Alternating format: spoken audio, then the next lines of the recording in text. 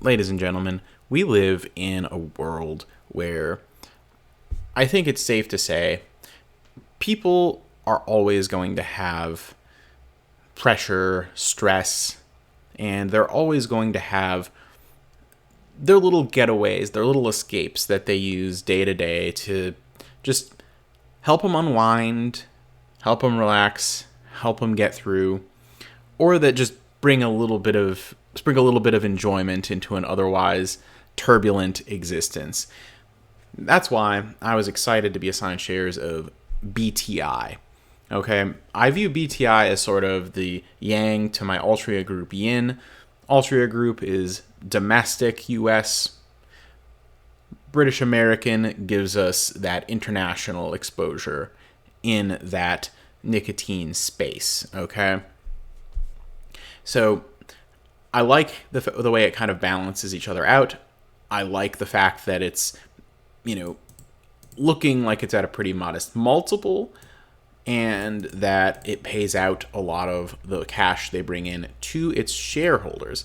Now, BTI also, in addition to their, core brands of combustible tobacco products, sells some interesting vape products and tobacco heating products that are catching on pretty well, actually. So they've got the potential growth in those categories, while they've got the consistent cash from this business that, may not be as much of a grower, but it still drives a lot of value for the company and for shareholders. Something that, really caught my eye was the fact that they're growing free cash flow at a pretty astounding rate. Okay, from 2019 at 6.5 billion pounds. This is a British company, so it's going to be in pounds, not dollars. Sorry, everybody. And fast forward to 2022, up to 8 billion pounds annually in free cash flow. That is tremendous. Part of this was driven by, of course, the cost savings that they had. Now, I was reading that they had really cut down on the number of SKUs. 26% reduction in SKUs. A SKU is just basically like an item code for like something you sell. So basically, they pretty much got rid of any products that they had that maybe didn't do well enough to justify their own existence, and that were kind of dragging down the efficiency of the company by focusing too much attention on those products, and trimmed it down to just what justifies its own existence financially. Rev growth at a 2.7% compound annual growth rate is nothing necessarily to write home about, but it's not necessarily something to wag your finger about either. It's growth, and if they're efficient with that growth and have high margins, that'll result in more cash flow for shareholders. You combine the revenue growth with the increase in efficiency, and you end up with a more profitable business going forward. So I've got no problems with that.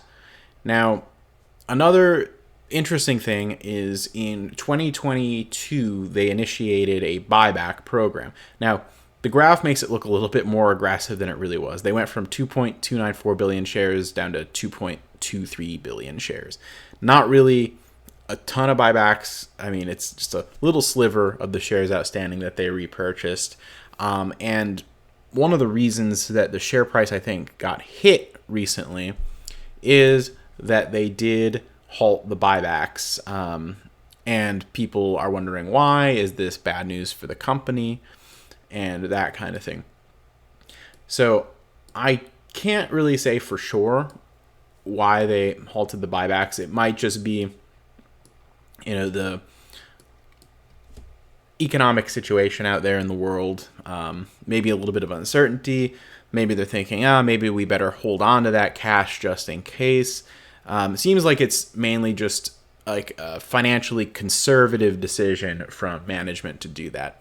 So on that temporary, decrease in share price, or what I think is a temporary decrease in share price, I ended up, selling a cash secured put, and I did end up getting a sign when it was in the 35s. So I'm in at about 35.50 a share.